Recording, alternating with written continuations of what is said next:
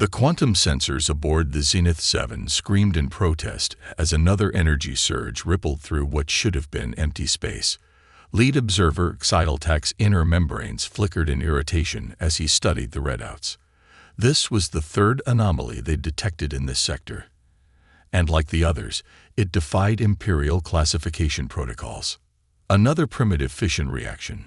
Second observer Venra asked, her crystalline appendages clicking against the sensor console. No, Xyltac responded, his voice thoughtful. This is different.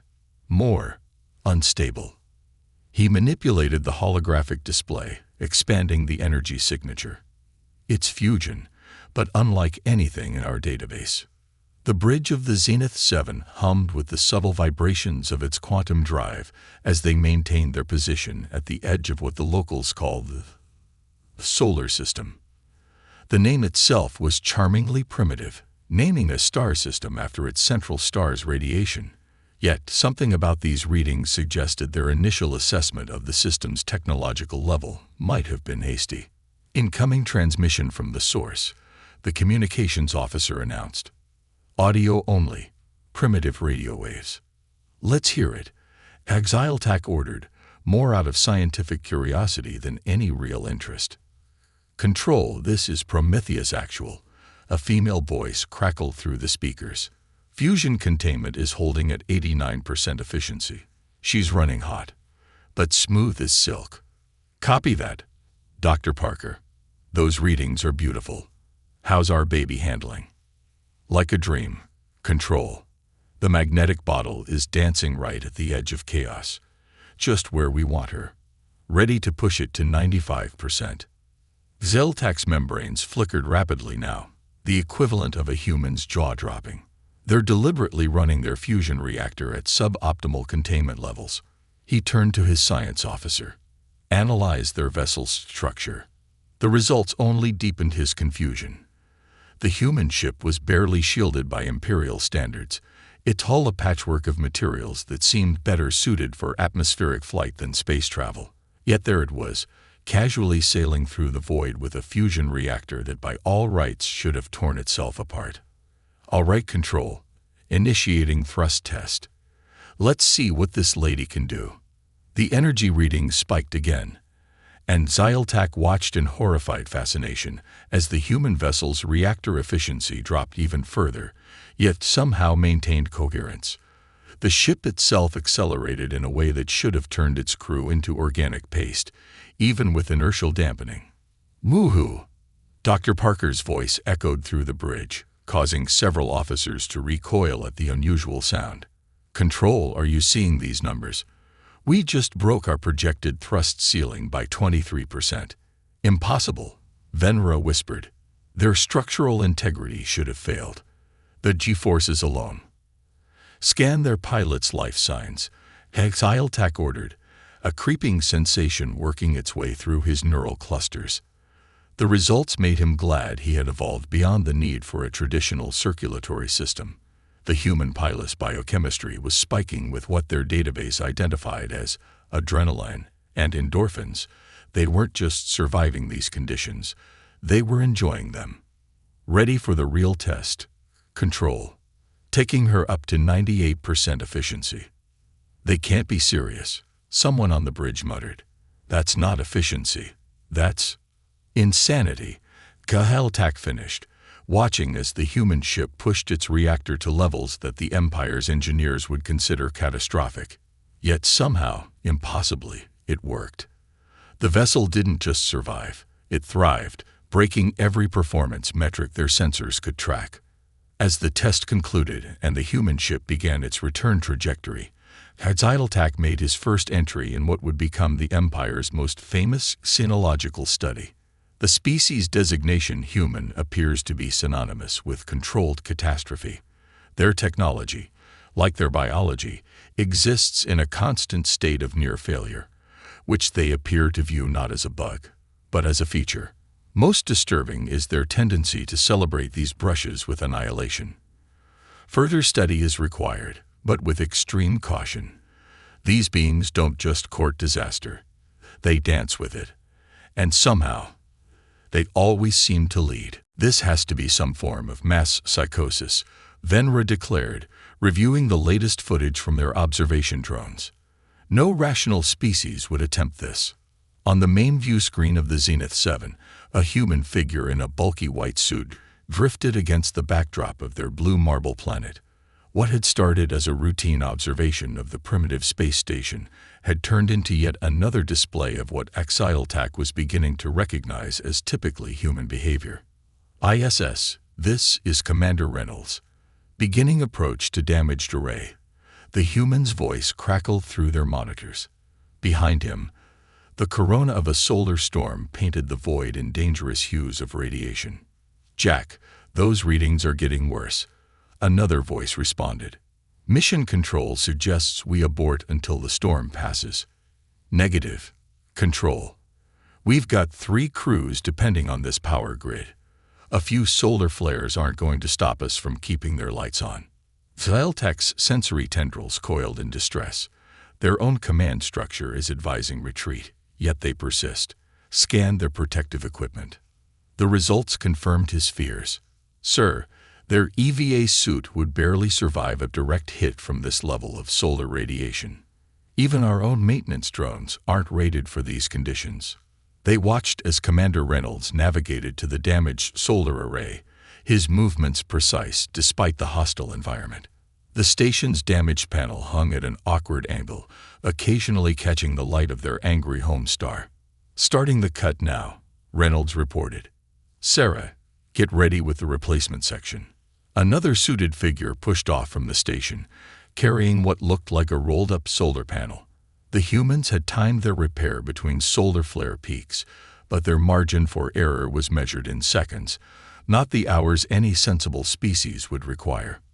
Sir, the sensor officer interrupted, detecting another wave of charged particles approaching. Impact in 40 seconds. Heads up, Jack. Ground control warned. Big one coming. Last chance to bug out. Almost got it, Reynolds responded, the strain evident in his voice as he wrestled with the damaged equipment. Sarah, status. Ready to swap as soon as you clear that section. Just like training, right? A harsh laugh crackled through the comm. Training never threw a solar storm at us. 20 seconds, folks. Let's make it count. Galactic found himself leaning forward, his usual diplomatic detachment forgotten as he watched the humans race against certain death. In the Empire, even suggesting such a repair attempt would result in immediate psychological evaluation. Impact in 10 seconds, the sensor officer announced. The damaged panel finally came free, floating away as Reynolds pushed himself clear. Sarah moved in with practiced grace, the replacement panel unfurling like a silver flower in space. 5 seconds. Locking first anchor point, Sarah reported, her voice steady despite the approaching wave of radiation. 2 seconds. Second anchor secure. Jack, hit the power. The wave of charged particles washed over the station just as the new panel hummed to life. The human suits registered radiation spikes that should have been fatal, yet their life signs remained strong. If anything, their heart rates suggested excitement rather than fear. Array is operational. Asterisk, Reynolds reported, his voice annoyingly cheerful. Asterisk. Power output at 98%. Not bad for a day's work in a solar storm, huh? Galactic ordered a deep scan of the humans as they made their way back to the station's airlock. The results defied explanation.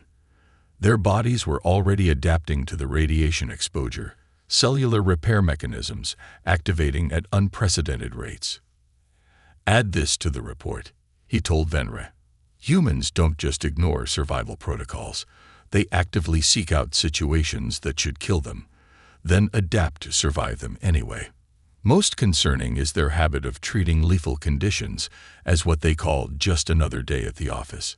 He watched as the humans celebrated their success inside the station, their vital signs already returning to normal. Update the threat assessment matrix. Any species that treats dancing with death as routine maintenance is capable of anything. In the background, he could hear Reynolds already planning the next repair, as if nearly dying was simply the cost of doing business.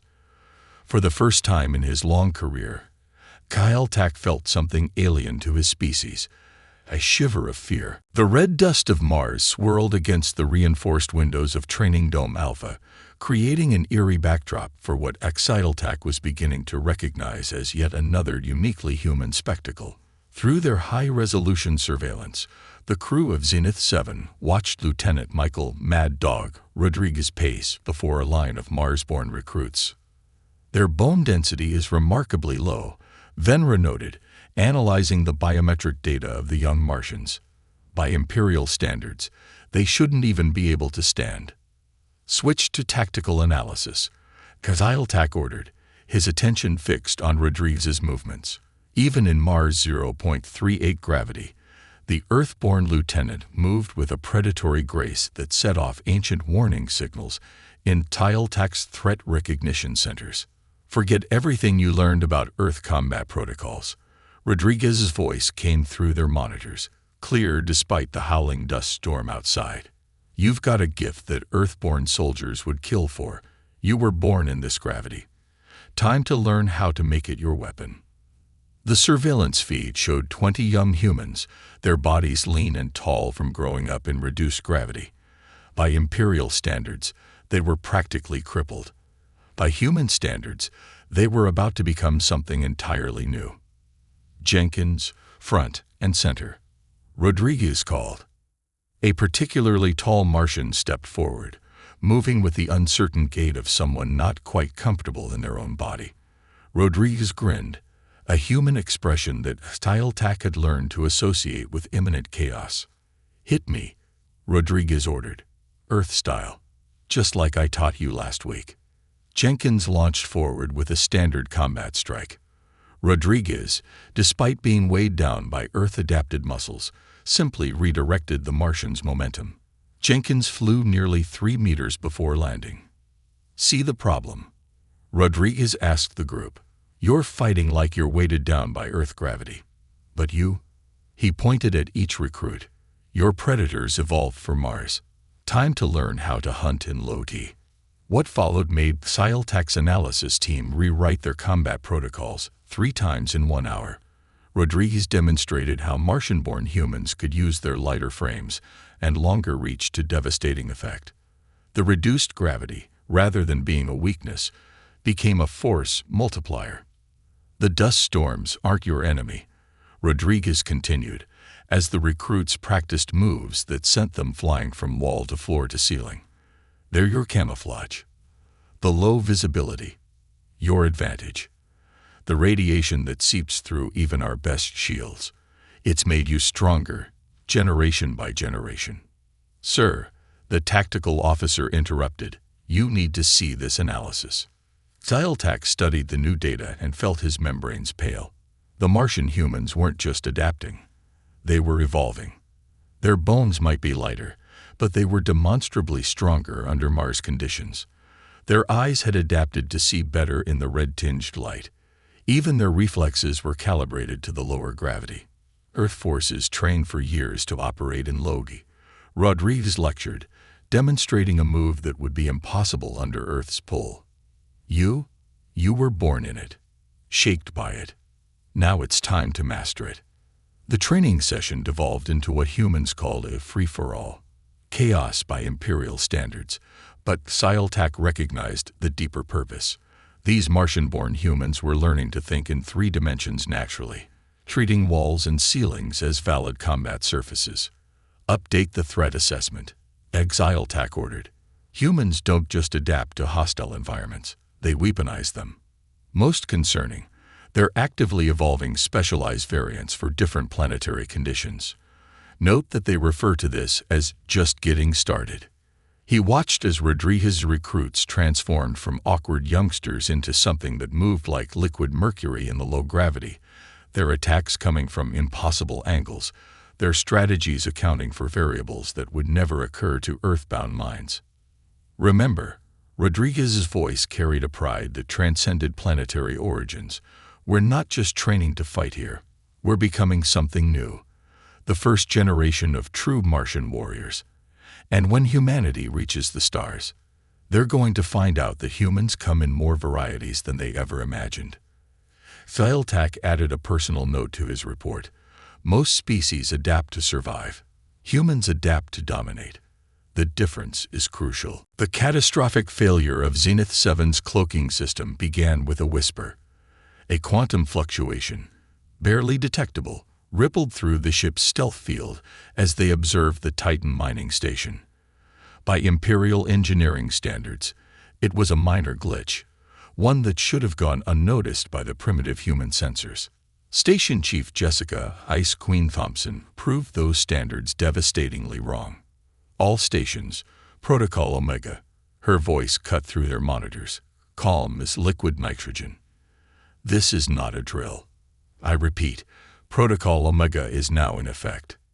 Impossible, Venra breathed, watching the human station's response unfold. They couldn't have detected. Control, this is Thompson. Implementing First Contact Contingency 7. Authorization Code, X-Ray Tango 447. The Titan mining station transformed. Panels that Imperial scans had dismissed as routine maintenance covers slid aside, revealing weapon systems that shouldn't exist. Sensor arrays previously masked as communication equipment came online, painting the Zenith 7 with targeting solutions from multiple angles. How long? Galactic demanded. How long have they known we were here? Solar System Command. This is Titan Station. Thompson's voice remained eerily steady. We have visual confirmation of anomaly designate X-157. Matches all predicted signatures for advanced cloaking technology. Implementing containment protocols. The tactical display bloomed with new information as human installations across Saturn's moon system revealed themselves. What had appeared to be simple mining operations now showed their true nature. A carefully constructed web of military outposts, disguised as civilian infrastructure. Sir, the sensor officer's voice cracked, detecting multiple launches from the surface. They're using our own sensor shadow as cover. Galactic watched in horrified fascination as small, agile craft slipped into the blind spots created by the Zenith 7's own stealth field. The humans had not only detected their presence, but had analyzed their technology well enough to exploit its limitations. Flight Group Avalanche, you are weapons-free, Thompson ordered. Remember your training. Everything we've prepared for is happening now. Everything they've prepared for, Galactic repeated softly. Computer, access human communication archives. Search for references to Protocol Omega. The results chilled him to his core. The humans hadn't just planned for first contact. They had been actively preparing for it since they first looked up at the stars. Every science fiction story, every military exercise, every technological advance had been shaped by the absolute certainty that they weren't alone. This is Commander Stevens of the UES Normandy. A new voice joined the channel. Titan Station. Maintain containment. We're moving to intercept. Sir, the tactical officer shouted, multiple signatures emerging from Saturn's rings. They'd been hiding ships in there, using the ice and rock as camouflage. The tactical display shifted again, showing human vessels emerging from hiding spots that had masked them from even Imperial sensors. They moved with practiced precision, executing maneuvers that spoke of countless hours of preparation and training. To unidentified vessel, Thompson's voice carried across all frequencies. This is Titan Mining Station. We've been expecting you, perhaps for longer than you've been watching us. We suggest you power down your systems and prepare for contact under our terms.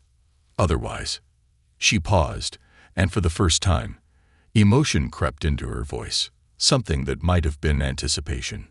Otherwise, we get to test how well our preparations match reality. Galactic watched his carefully planned observation mission unravel. The humans hadn't just detected them. They had been waiting for this moment, using the Empire's own surveillance as an opportunity to gather intelligence. Send emergency burst transmission to High Command, he ordered.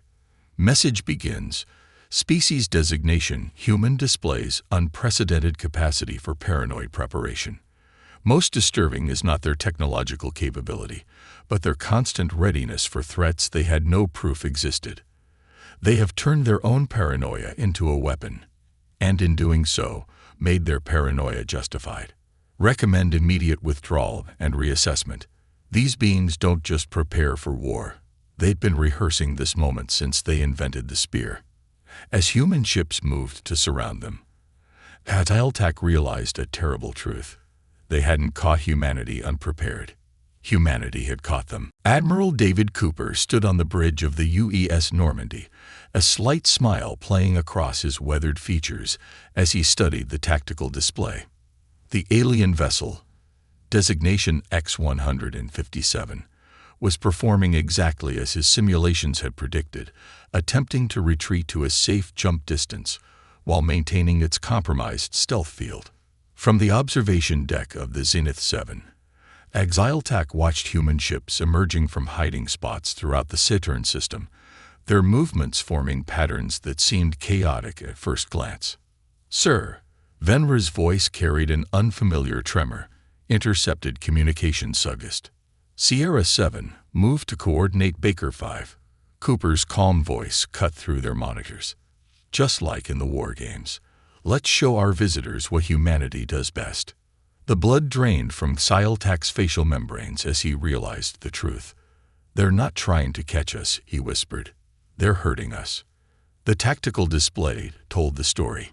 Each human vessel moved with deliberate precision, not to block their escape, but to guide it. Like ancient hunters steering prey toward a trap, they were being channeled into a carefully prepared killing zone. "Admiral Cooper," Thompson's voice came through.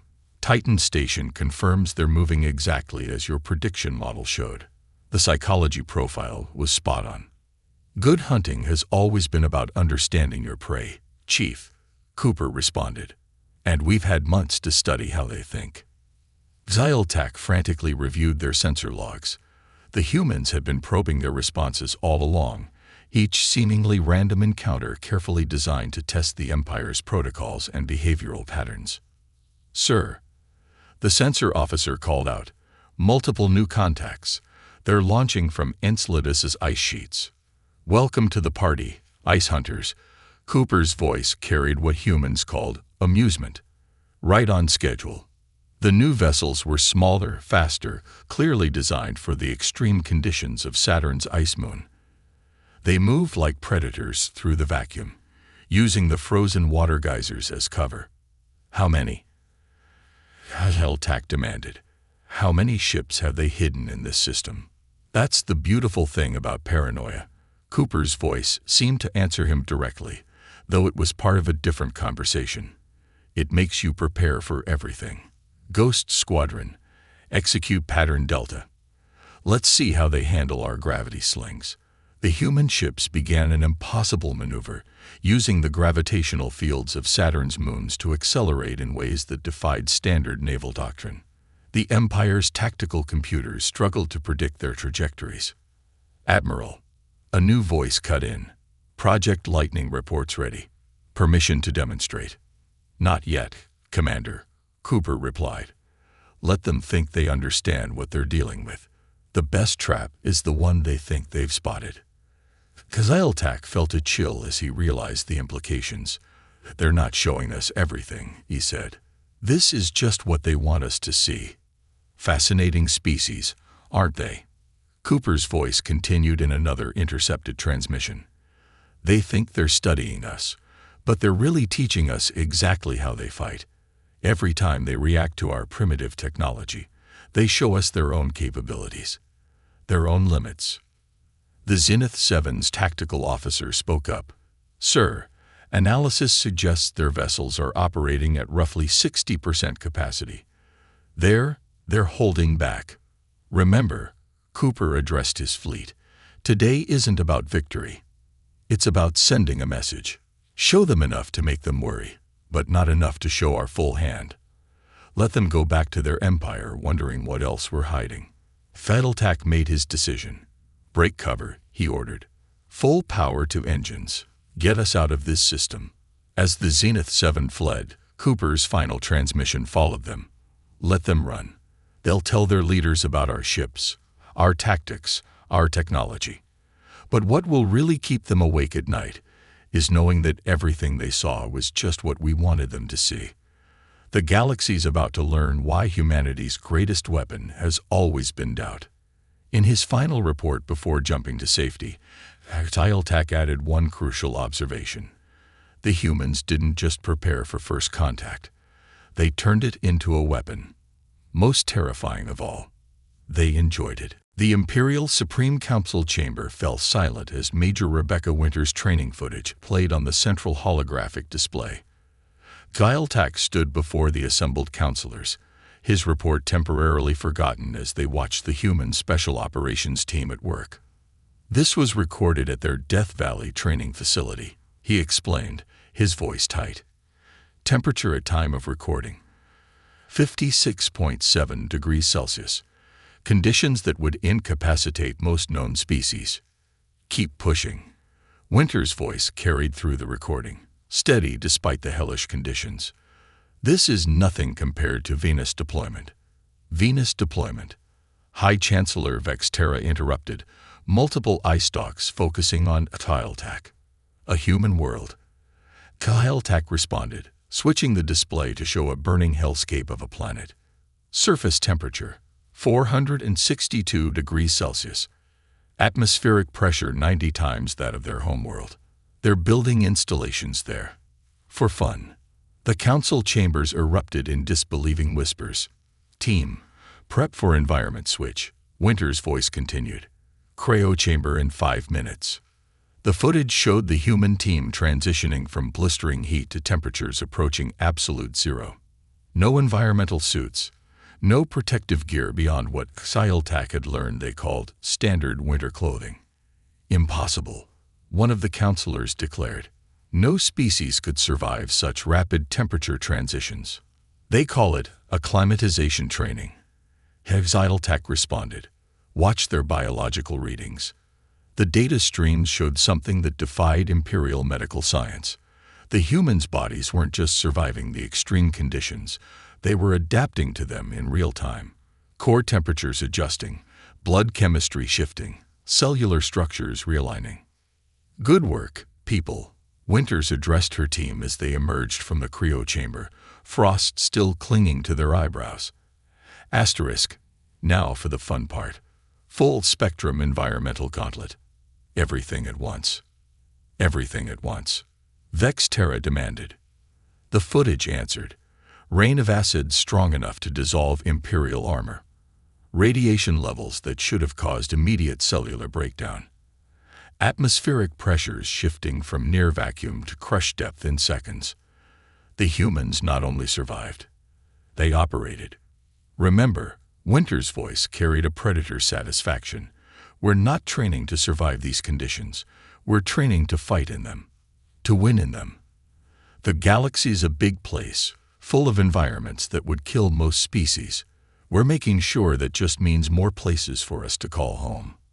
This cannot be their entire species, another counselor protested. These must be genetically engineered super soldiers.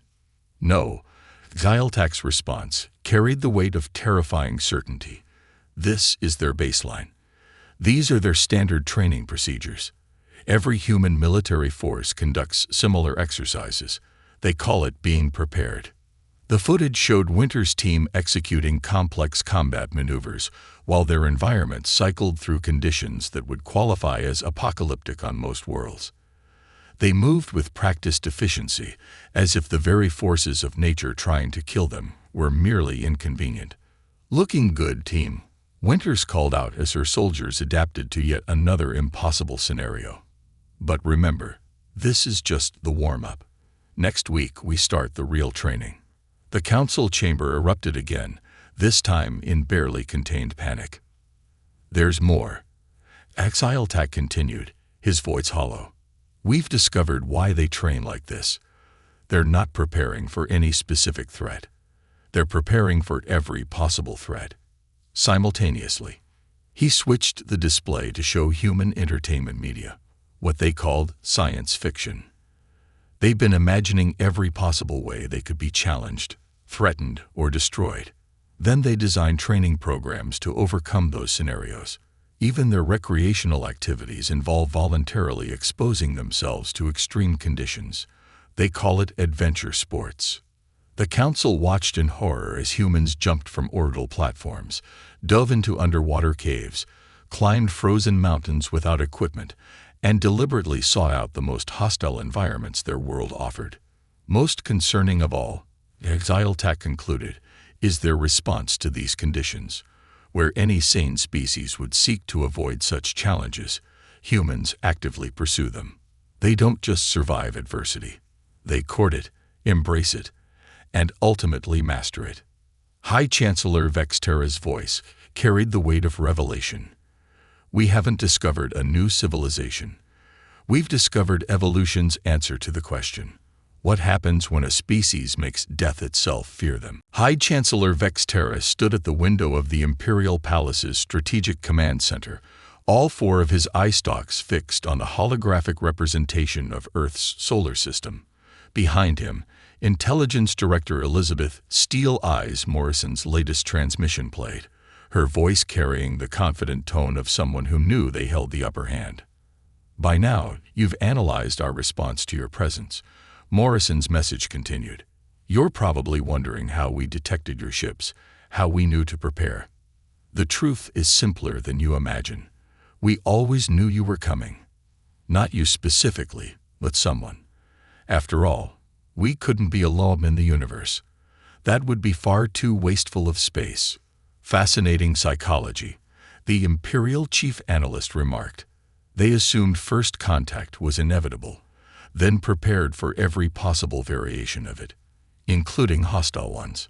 Your stealth technology is impressive, Morrison continued, a hint of amusement in her voice. But you made the same mistake everyone makes when they think they're being clever. You assumed that because you couldn't see us watching you, we couldn't see you watching us. Vexterra's membranes flickered as tactical overlays appeared, showing the true extent of human military preparations. What they'd initially dismissed as primitive orbital infrastructure now revealed itself as a sophisticated defense network. Every satellite, every piece of space junk, every seemingly abandoned probe, all part of a vast detection grid. Let me be clear about something. Morrison's tone hardened. Everything you've seen, every capability we've demonstrated, that's what we were willing to show you. Think about that. Really think about it. Analysis of their industrial capacity, one of the counselors spoke up, suggests they're operating at roughly 40% of their potential military output. They'd been deliberately maintaining the appearance of a pre-FTL civilization. You're probably wondering why I'm telling you this, Morrison continued. Why reveal our hand? Simple. Because you need to understand what happens next. You see, humanity doesn't just prepare for war. We prepare for peace too. Your choice now determines which preparation pays off. The tactical display updated, showing new human military installations emerging from hiding spots throughout their system. Not just Mars and Titan, but Mercury, Venus, Europa. Environments the Empire had deemed too hostile for military bases. The complexity of their planning is unprecedented. Exiletac reported from his station. Each facility is designed to exploit its environment as a defense. The Venus bases use the pressure and heat as a shield. The Europa installations harness the radiation from Jupiter. They've turned every environmental hazard into a strategic advantage. We're transmitting two sets of coordinates, Morrison's message continued. The first leads to a diplomatic installation we've prepared for peaceful first contact. The second, well, let's just say it demonstrates our less diplomatic preparations. Your choice of destination will tell us everything we need to know about your intentions. Vexterra turned to face the Council. Options. Standard protocol calls for immediate conquest of pre-FTL civilizations. The military director began, then faltered. But these humans, they've been playing a longer game than we realized. Every seeming weakness conceals a strength. Every apparent limitation masks a capability. One final thought, Morrison concluded. Your social structure, your military doctrine, your technological approach, we've studied it all while you studied us. The difference is, we knew we were in a race to understand each other. You thought you were simply observing primitive natives. Consider what that tells you about which of us is truly more advanced. The council chamber fell silent as the implications sank in. Humanity hadn't just prepared for first contact, they had turned the entire process into a test of their potential adversaries' intentions. The choice seems simple. Vexterra finally spoke. We can treat with them as equals, or we can learn firsthand why their own entertainment media consistently shows them defeating technologically superior invaders. And if they're hostile regardless of our choice? Someone asked. Vexterra's membranes rippled in what humans would recognize as a grim smile. Then we pray we never give them reason to show us what else they've been preparing for. After all, a species that trains for combat in environments that should kill them probably has other surprises waiting. The coordinates for the diplomatic installation pulsed on the main display, a beacon offering peace or promising consequences. The choice, as Morrison had said, would tell them everything they needed to know about themselves. Professor, why is System Sol still marked as a Class X restricted zone after 3 centuries? The young Imperial cadet's question echoed through the Academy's vast lecture hall. Professor Nactil, a descendant of Xyltak himself, paused the holographic display showing the infamous warning buoys that surrounded Earth's solar system. An excellent question, Cadet Ven, he replied, his membranes rippling with ancestral memory. Most assume it's because of their technology or their military might. The truth is far more interesting and far more terrifying. The professor activated another hologram, showing footage from humanity's first official contact with the Empire. The diplomatic installation, a massive space station orbiting Jupiter, displayed architecture that somehow merged perfectly with the gas giant's swirling storms. This, he gestured to the station, was their peace offering, a facility designed to host beings from any known environment, built in conditions that should have made construction impossible. They created it, they said, just in case. The cadets watched as historical footage showed the first joint human-imperial scientific missions.